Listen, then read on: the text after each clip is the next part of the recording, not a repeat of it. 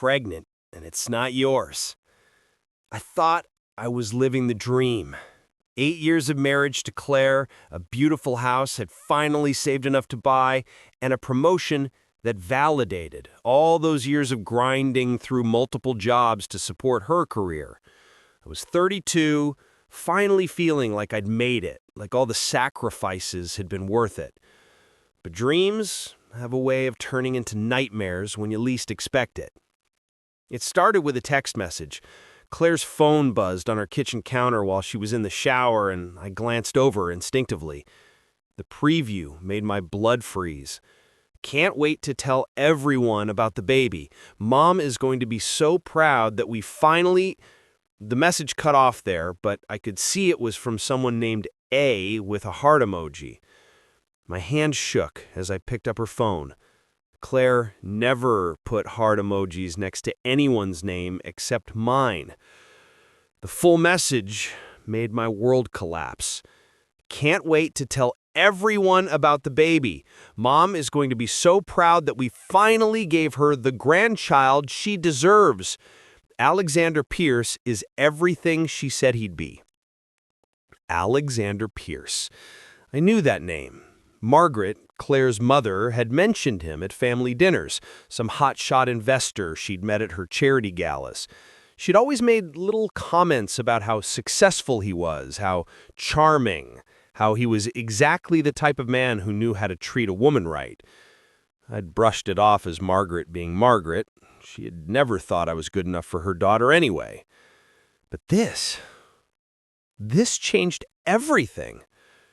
I screenshotted the message with trembling fingers, my mind racing.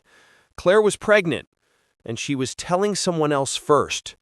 Not just someone else. Alexander Pierce, the man her mother had been pushing toward her for months.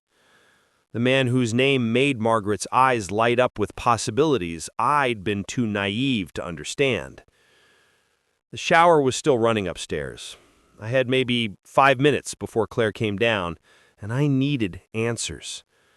I scrolled through her messages with A and felt my 8-year marriage disintegrating with every swipe. Lunch dates I didn't know about. Can't wait to see you tonight messages sent on evenings when she claimed to be working late. Pictures of expensive restaurants I couldn't afford with captions like, "He knows how to make a woman feel special." The most devastating message was from 3 days ago. Mom was right about everything. I can't believe I wasted so much time settling for less when I could have had this from the beginning. Settling for less. That's what our marriage was to her, settling for less. I heard the shower turn off and quickly put her phone back exactly where it was. My chest felt like it was caving in, but I forced myself to act normal. Claire came downstairs in her silk robe, the one I'd bought her for our anniversary last year with money I'd saved for months. "Morning, babe," she said, kissing my cheek with lips that had been lying to me for God knows how long. "I have some incredible news." I watched her face, looking for any sign of guilt, any hint that she was about to confess and beg for forgiveness. Instead, she was glowing with excitement. "I'm pregnant," she announced, throwing her arms around my neck. "We're finally going to be parents." The audacity of it hit me like a physical blow.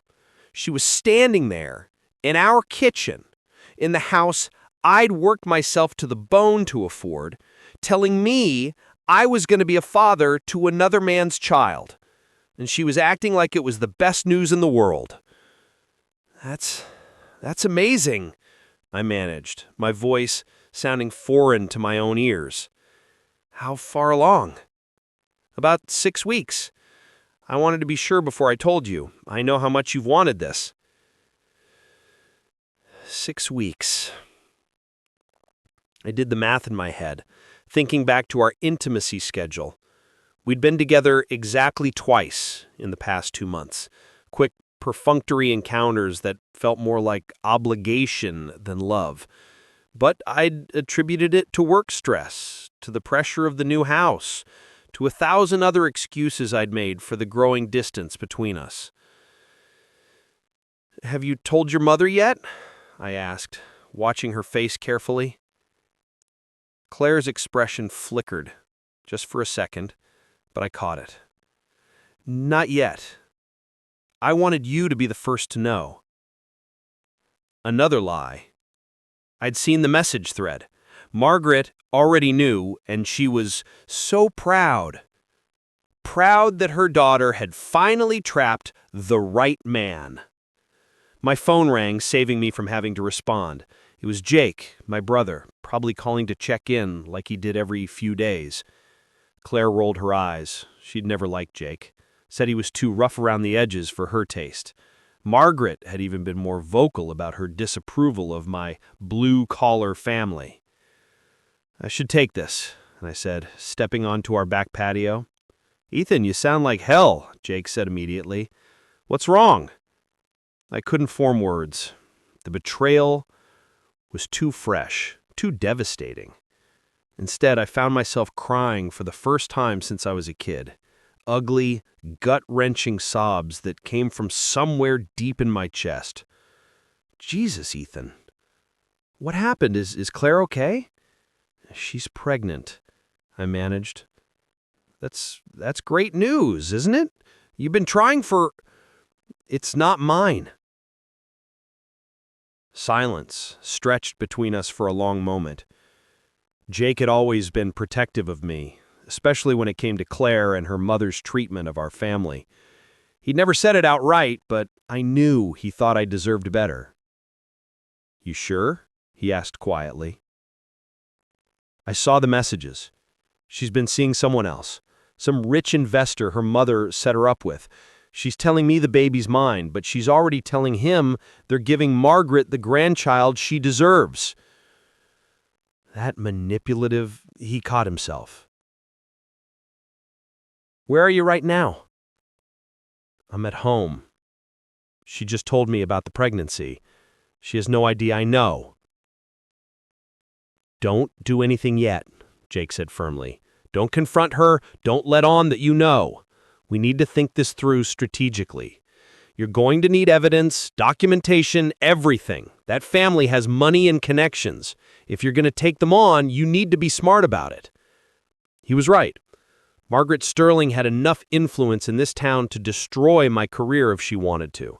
And Claire was always good at playing the victim when it suited her needs. "Meet me tonight," Jake continued. "Tell Claire you're having drinks with me after work. We'll figure out how to handle this." When I came back inside, Claire was making coffee with a smile that looked different now. Calculating instead of loving. Everything about her looked different through the lens of betrayal. "Jake's checking in?" she asked with false casualness. "Yeah, he wants to grab drinks tonight to celebrate the promotion." Claire's smile tightened, almost imperceptibly. "Tonight? But we should celebrate the baby news together." "We have the rest of our lives to celebrate." The irony of those words burning my throat. She studied my face, and I wondered if she could see the cracks forming in my facade. But Claire had always been good at seeing what she wanted to see. "Okay," she said finally, "but don't stay out too late. We have a lot to discuss about our future." Our future.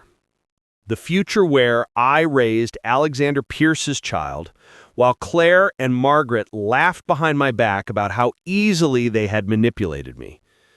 But as I watched Claire sip her coffee, already planning her next move in this twisted game, she had no idea that her perfect scheme was about to unravel in ways she never could have imagined.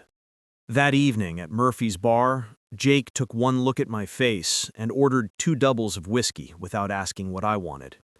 The dive bar was perfect for what we needed to discuss. Dark corners, loud music, and clientele who minded their own business. "Show me everything," Jake said, sliding my phone back to me after I'd walked him through the messages I'd discovered. I pulled up Claire's message thread with Alexander Pierce, my stomach churning as I read them again. But this time, with Jake's analytical mind helping me piece together the timeline, patterns emerged that made everything so much worse. "Look at this one," I said, pointing to a message from 2 months ago. She says, "Mom thinks we should wait until after his promotion comes through. Don't want him getting suspicious about the timing." Jake's jaw clenched. They planned this. The whole thing was orchestrated around your promotion. The realization hit me like a freight train. My promotion hadn't been the beginning of our happy ending. It had been their green light to destroy my life. They'd waited until I had enough financial stability to support a child before springing their trap. "And this one," I continued, scrolling to a message from 3 weeks ago. She says, "Alexander says we need to be more careful. Ethan's been asking questions about my late nights." "What questions?" Jake asked. I asked her once why she was working so much overtime. She said her boss was demanding, that she needed to prove herself for a promotion. I felt guilty for questioning her dedication. The bitter laugh that escaped me sounded broken. I actually felt guilty for not being more supportive. Jake studied the timestamps on the messages. Ethan, according to this, she's been seeing him for at least 4 months, maybe longer. 4 months of lies. 4 months of coming home to a wife who kissed me hello while planning her exit strategy with another man. 4 months of me working overtime to afford the house she wanted, while she spent her evenings with someone who could afford it without breaking a sweat. "There's more," I said, pulling up her message thread with her mother. Margaret's contact name in Claire's phone was Mom Queen. Even that detail felt like a slap in the face now. The messages between Claire and Margaret were a masterclass in manipulation. "Margaret, Alexander is taking you to Chez Laurent tomorrow. Make sure you wear the dress I bought you, the blue one that brings out your eyes." Claire, "What if Ethan asks where I got it? It's clearly expensive." Margaret, "Tell him it's a work bonus. He's so eager to believe you're succeeding on your own merits." Claire, "Sometimes I feel bad about lying to him. He's been so supportive." Margaret, "Darling, you can't make an omelet without breaking a few eggs. Ethan served his purpose, but you deserve so much more than a middle-class life. Alexander can give you everything, the lifestyle you were meant to have, the social connections, the security. Think about your future children."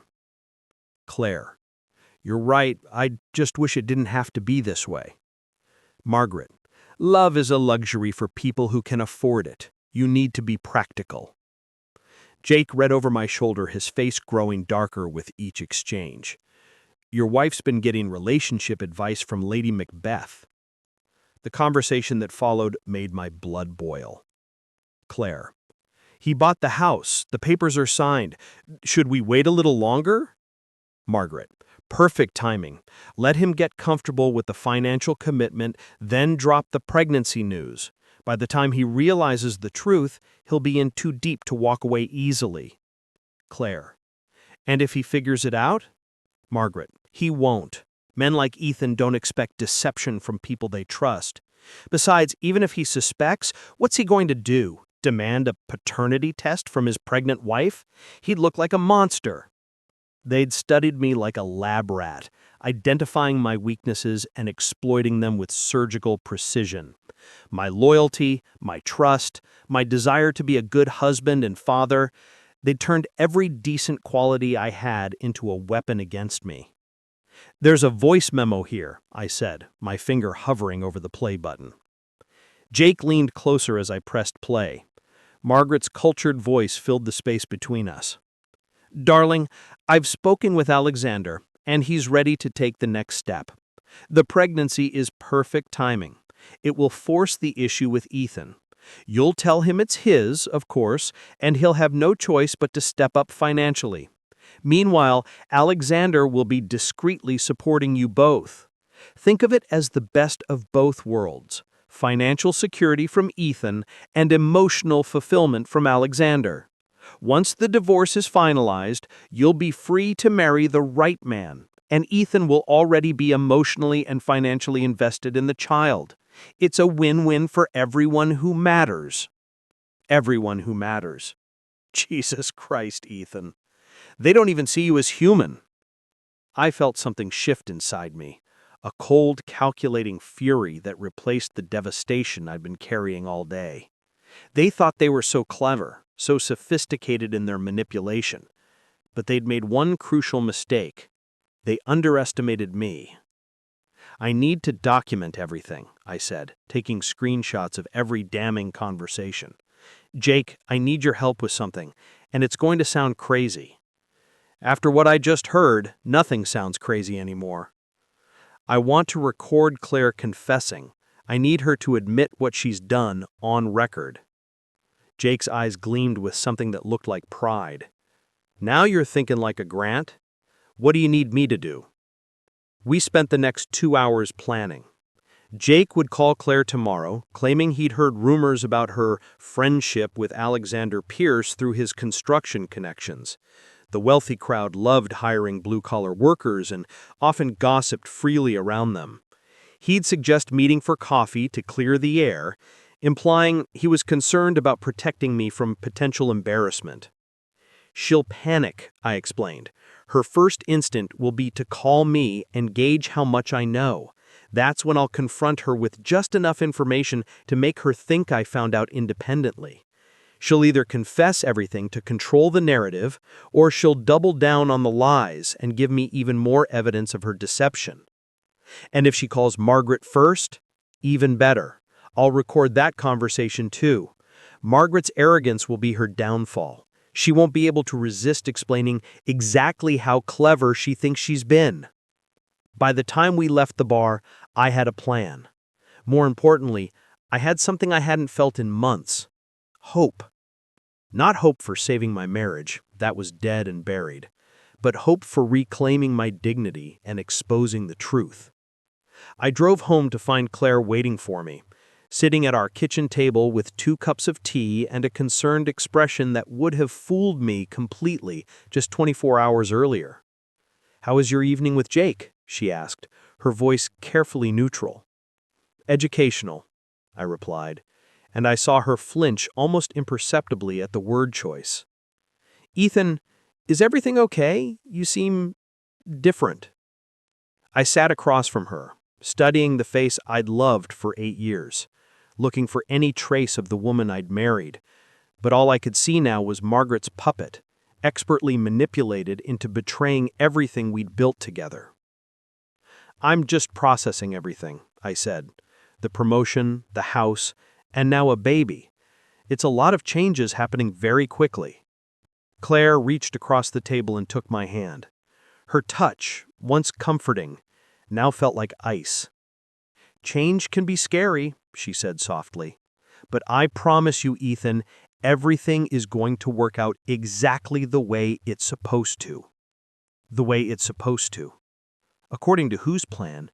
Margaret's master scheme to upgrade her daughter's life while keeping me as the financial safety net? "I'm sure it will," I agreed, squeezing her hand gently. "After all, the truth has a way of coming out eventually, doesn't it?" Something flickered in her eyes. Fear, maybe, or recognition.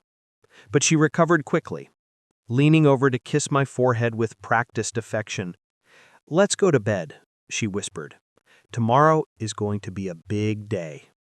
She had no idea how right she was.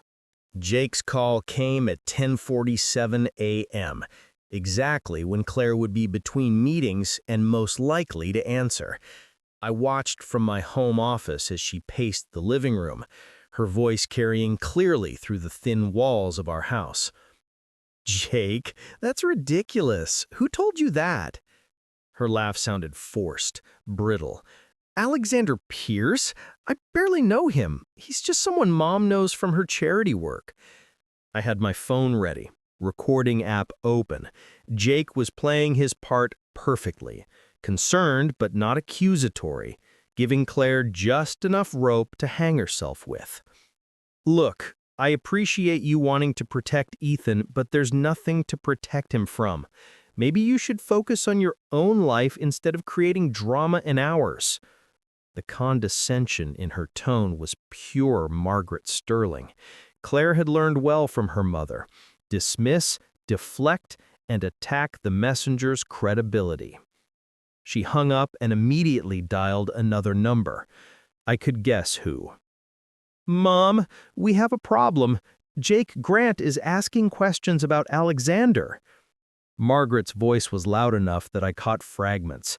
"Told you this would happen. Blue-collar family, can't trust them to mind their own business." "What if Ethan finds out?" Claire's voice cracked with genuine panic now.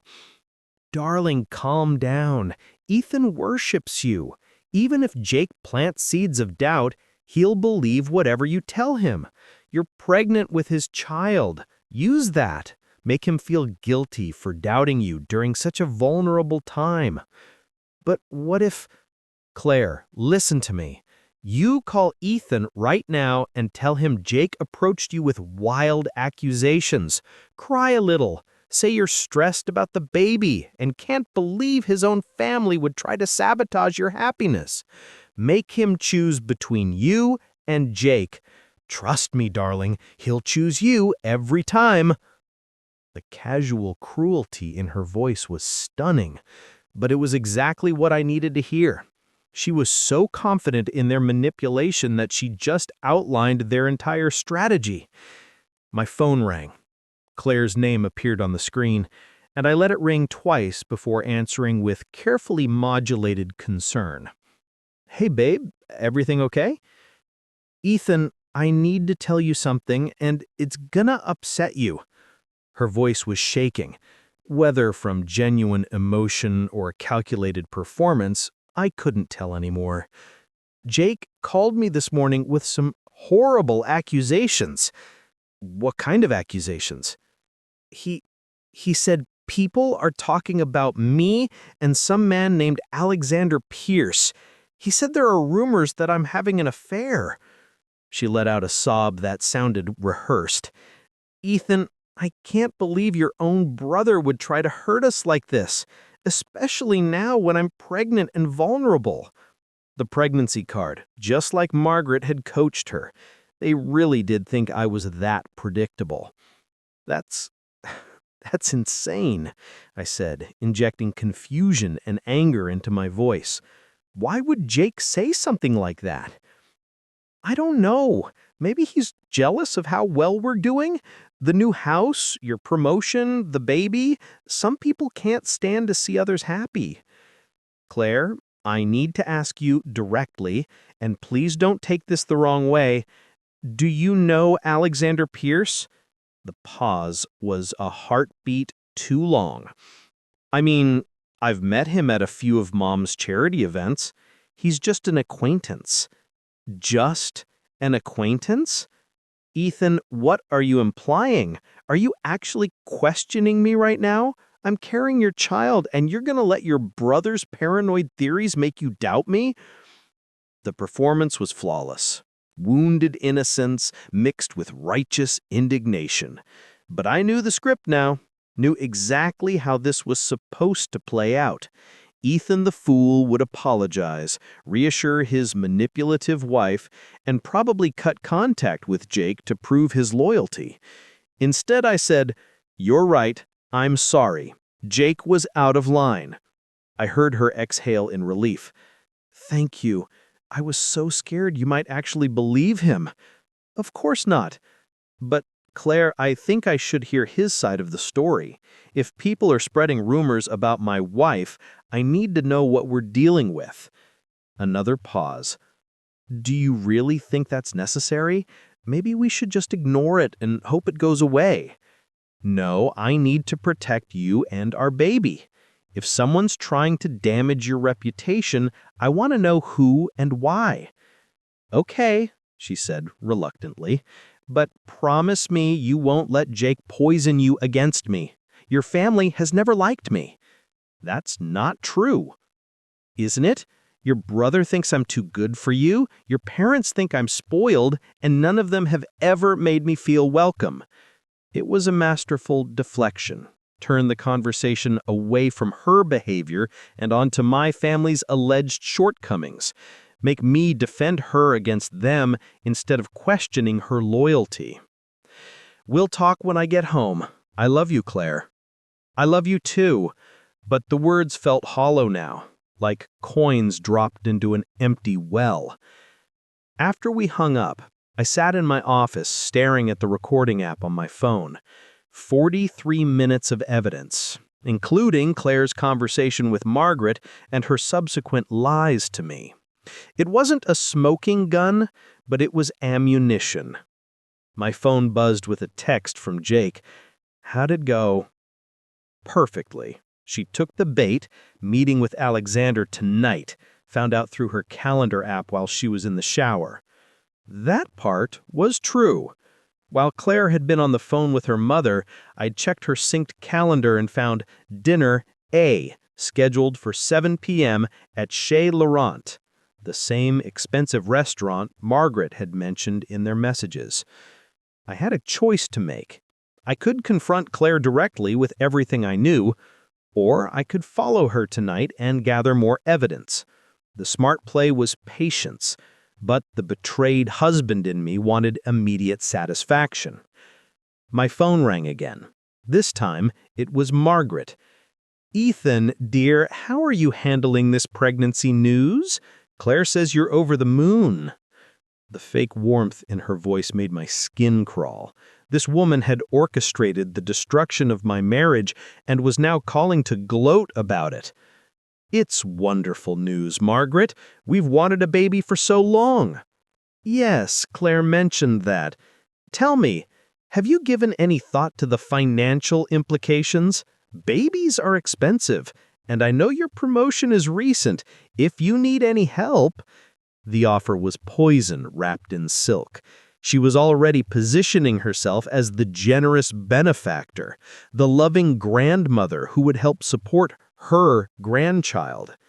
In her mind, she was probably already defeated, grateful for whatever crumbs of assistance the Sterling family might throw my way. "We'll manage," I said firmly. "Of course, dear. But if things get tight, Alexander Pierce has been very generous with the children's charities I support. I'm sure he'd be happy to help a family in need." The audacity was breathtaking. She was actually suggesting that Alexander Pierce, the man who had impregnated her daughter, should help financially support the child I was being tricked into claiming as my own. "That's very kind of him," I managed. "He's a wonderful man, so successful, so charming. Claire speaks highly of him." "Does she?" "Oh yes, they've become quite friendly through the charity events. In fact, I believe they're having dinner tonight to discuss a potential donation to the Children's Hospital Fund." Margaret was feeding me the cover story, testing whether Claire had prepared me properly. It was all so calculated, so carefully orchestrated. They'd thought of everything except the possibility that their victim might fight back. "How generous of him," I said. "Perhaps I should join them to thank him personally." The silence on the other end stretched for several beats too long. "Oh, I don't think that's necessary, dear. Business dinners can be so tedious. Besides, Claire mentioned you have plans with your brother tonight." Another test. They were Jake and I were coordinating our stories. "Those plans fell through," I lied smoothly. "I'd love to meet this Alexander Pierce and thank him for supporting such a worthy cause. I'm not sure if Claire mentioned it, but Alexander can be quite particular about his business meetings. He prefers to keep them small and focused." "I understand completely. Perhaps another time." "Yes, another time would be perfect." After she hung up, I sat back in my chair and smiled for the first time in days. Margaret Sterling, the master manipulator, had just revealed how rattled she was by the possibility of me showing up to Claire and Alexander's romantic dinner. Tonight, I was going to give them exactly what they feared most: an audience for their betrayal. But unlike the broken, manipulative Chez Laurent was exactly the kind of place Margaret Sterling would choose for her daughter's assignation. Expensive, dimly lit, with private booths that cost more per night than most people made in a week. I sat in my car across the street, camera ready, watching Claire walk in wearing the blue dress her mother had specifically recommended. She looked beautiful, radiant even, the kind of glow people associate with pregnancy, though now I wondered if it was actually the excitement of seeing her lover while knowing her husband was safely tucked away at home, none the wiser. Alexander Pierce arrived 15 minutes later in a Maserati that probably cost more than my annual salary. Tall, silver-haired, wearing a suit that screamed custom tailoring. He was everything I wasn't. Polished, confident, born into the kind of wealth that made people like Margaret Sterling purr with approval. Through the restaurant's window, I watched them embrace. Not a handshake or a polite hug, a real embrace, the kind shared by people who knew each other's bodies intimately. Claire's face lit up as he spoke to her, her hand instinctively moving to her stomach in a gesture I'd seen her make a dozen times that day. My phone buzzed, a text from Claire. "Working late again, don't wait up.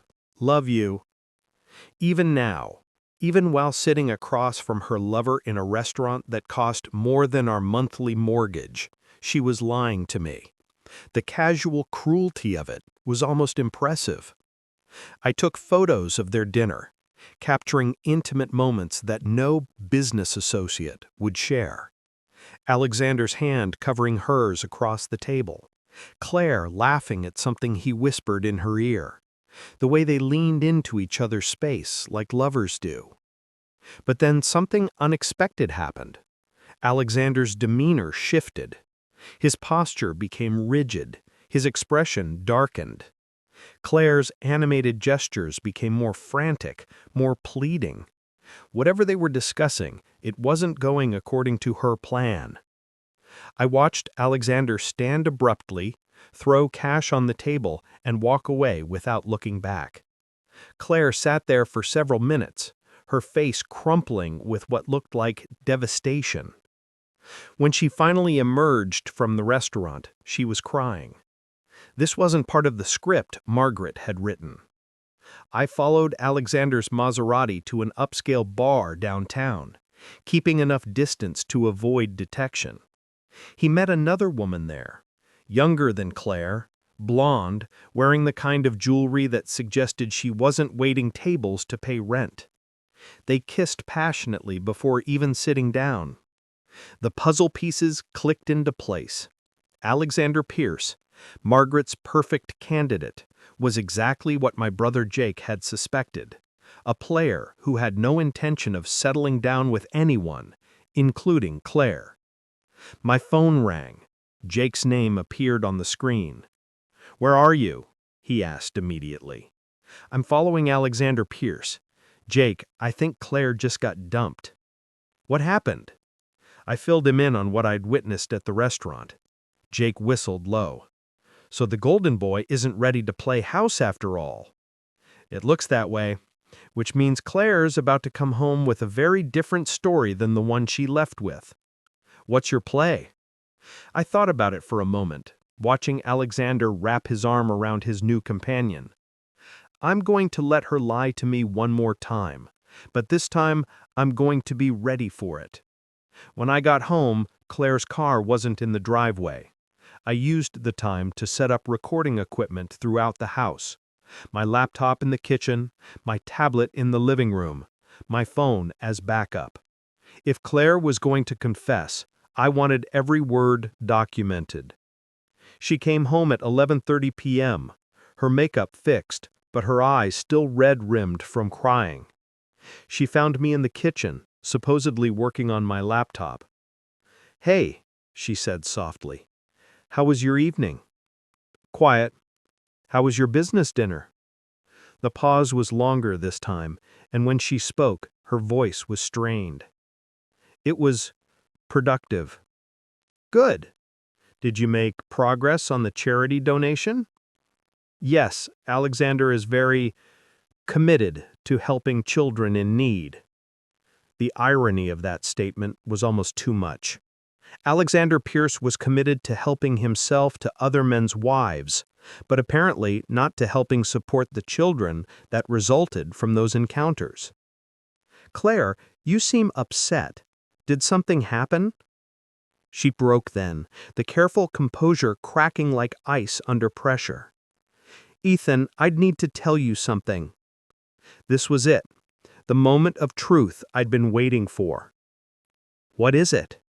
She sat across from me, her hands shaking. The baby, there's something about the baby you need to know. My heart hammered against my ribs, but I kept my expression neutral. What about the baby? The timing. I wasn't completely honest about the timing. What do you mean? It's not. There's a chance. God, this is so hard to say. Claire, just tell me. There's a possibility that the baby isn't yours. The words hung between us like a confession and a bomb simultaneously. Part of me wanted to explode, to scream about everything I knew, everything she had put me through. But the calculating part of my mind, the part that had been learning from Margaret in Claire's own playbook, stayed quiet and listened. What are you saying exactly? I made a mistake. A terrible mistake. Alexander Pierce, it happened a few times. I was feeling neglected, and he was there, and Mom kept saying, "Your mother knew about this?" Claire's eyes widened as she realized her slip. She encouraged me to explore my options. She said I deserved better than struggling financially forever. Better than me, you mean? That's not what I meant. No, Claire, that's exactly what you meant. Your mother convinced you to cheat on me with a richer man, and now you're pregnant with his child. The fight went out of her then. Yes. How long has this been going on? 4 months, maybe 5. And you were planning to let me raise his child as my own? Ethan, please understand. I understand perfectly. You and your mother hatched a plan to upgrade your life while keeping me as the backup plan. What are you going to do? She whispered. I'm going to do what I should have done the moment I found out. I'm going to divorce you. I'm going to make sure everyone knows exactly what kind of person you and your mother really are. And I'm going to make sure you face the consequences of your choices. You can't! The house, the baby, everything we've built. Everything I have built, I corrected, while you were shopping for my replacement. My phone buzzed with a text from Jake. How did it go? I showed Claire the message, then typed back. She confessed everything. It's over. Claire grabbed my arm. Ethan, please, we can work through this. People make mistakes. I'll cut contact with my mother. I'll do anything you want. Just don't throw away 8 years of marriage over one mistake. One mistake that lasted 5 months and resulted in pregnancy with another man's child? One mistake that involved elaborate planning and manipulation. One mistake that was only a mistake because Alexander Pierce turned out to be exactly what everyone except you and Margaret knew he was. A player who had no intention of settling down with anyone. She was begging now, promising things she never would have offered if Alexander had proposed to her tonight instead of dumping her. But it was too late. The Ethan who might have been manipulated into forgiveness was gone, replaced by someone who finally understood his own worth.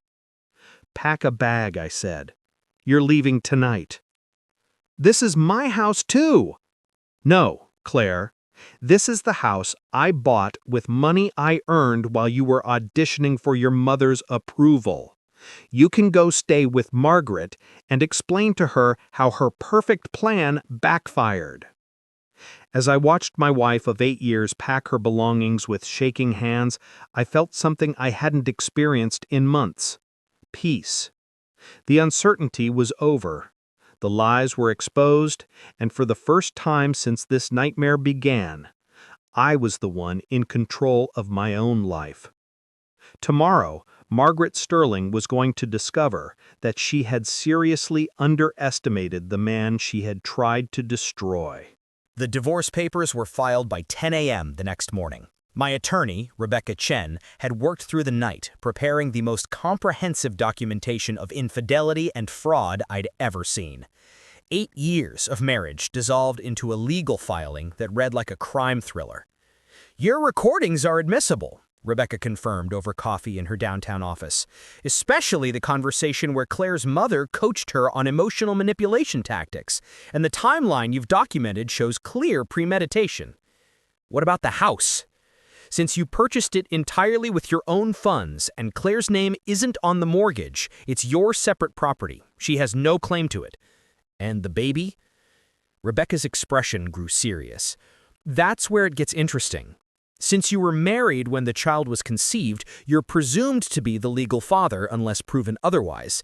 But given the documented infidelity and Claire's recorded confession that Alexander Pierce is the biological father, we can petition for genetic testing." My phone had been buzzing all morning with increasingly frantic calls from Claire and Margaret. I'd sent each call to voicemail, letting them spiral into panic without my voice to anchor their manipulations around. The first voicemail was Claire, sobbing. "Ethan, please call me back. We can work this out. I don't understand why you're being so cruel. This isn't like you." The second was Margaret, ice cold. "Ethan, this is Margaret Sterling. I think you're making a very serious mistake. My family has considerable influence in this community. I suggest you reconsider your rash decisions before you do something you'll regret." The third was Claire again. "Ethan, I talked to a lawyer. You can't just kick me out of my own home. I'm pregnant. How can you be so heartless?"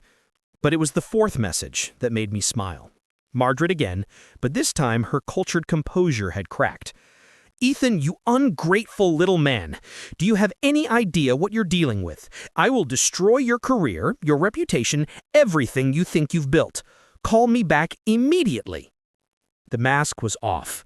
Margaret Sterling, philanthropist and socialite, had revealed herself as exactly what Jake had always said she was, a vindictive manipulator who couldn't stand losing control. Rebecca looked up from her legal pad. "I have to ask, are you sure you want to go nuclear with this? The Sterlings do have connections. They could make your professional life difficult." "They already destroyed my personal life. What's left for them to take? Your job? Your professional reputation? Your standing in the community?" I thought about that for a moment. 8 years ago, that threat might have terrified me. But 8 years ago, I'd been a different person. Someone who believed that keeping his head down and working hard would eventually earn him respect and security. Someone who thought that being loyal and trusting would be rewarded with the same in return. "Let them try," I said finally. "I have documentation of everything they've done. If Margaret Sterling wants to go to war, she's picked the wrong target." By noon, the story had begun to spread through our social circle. Jake had strategically shared just enough details with his construction crew, who worked on homes throughout the wealthy neighborhoods where Margaret's friends lived, to ensure that gossip reached the right ears. The narrative was perfect. Margaret Sterling had manipulated her own daughter into cheating on her devoted husband, then coached her through an elaborate scheme to trap him into supporting another man's child. When the plan backfired, they tried to threaten and intimidate their victim into silence. By 2 p.m., my phone was ringing with calls from people I hadn't heard from in months. College friends, former co-workers, even my old high school football coach. Word was spreading that Ethan Grant, quiet, loyal, hardworking Ethan Grant, had exposed one of the community's most prominent families as frauds and manipulators. The sympathy was overwhelming, but the anger on my behalf that surprised me. People were genuinely outraged that Margaret Sterling had used her social position to orchestrate such cruelty. At 3 p.m., Claire showed up at my office. Security called first. "Mr. Grant, there's a Claire Grant here to see you. She says she's your wife." "Soon-to-be ex-wife. Send her up." Claire looked haggard when she walked into my office. The polished, put-together marketing manager was gone, replaced by someone who looked like she hadn't slept or eaten in days. "Ethan, we need to talk. I have 5 minutes." She sat across from my desk, the same desk where I'd spent countless late nights working to build the life she'd been planning to abandon. "Alexander called me this morning." "Congratulations. Did he change his mind about commitment?" "He's furious. He says people are calling him, asking about our relationship. His business partners are asking questions. He told me to fix this or he'll deny everything publicly." The beautiful irony wasn't lost on me. Alexander Pierce, the man Margaret had chosen as her daughter's upgrade, was now threatening to publicly humiliate Claire to protect his own reputation. What exactly do you want me to do about that? "Drop the divorce. Let's go to counseling. We can work through this privately, without destroying everyone's lives." "Whose lives, Claire? Mine was already destroyed. You made sure of that months ago." "What about the baby? Are you really going to abandon an innocent child?" "I'm not abandoning anyone. I'm simply refusing to be manipulated into raising another man's child while pretending it's mine. The baby has a father, Alexander Pierce. He should step up and take responsibility." Claire's laugh was bitter. "Alexander made it very clear this morning that he has no intention of being a father. He said I should have been more careful about protection if I didn't want complications." Even now, even after everything, I felt a flicker of sympathy for her. Not because she was my wife, but because she was a human being who had been discarded by someone she had sacrificed everything to be with. "I'm sorry he turned out to be exactly what everyone except you and your mother could see he was." "So what happens now?" "Now you face the consequences of your choices. You file for paternity from Alexander. You figure out how to support yourself and your child. You deal with the social fallout from everyone knowing what you did. You know, all the things that would have happened to me if your plan had worked." "Ethan, please." "No, Claire. I gave you 8 years of my life. I worked multiple jobs to support your career.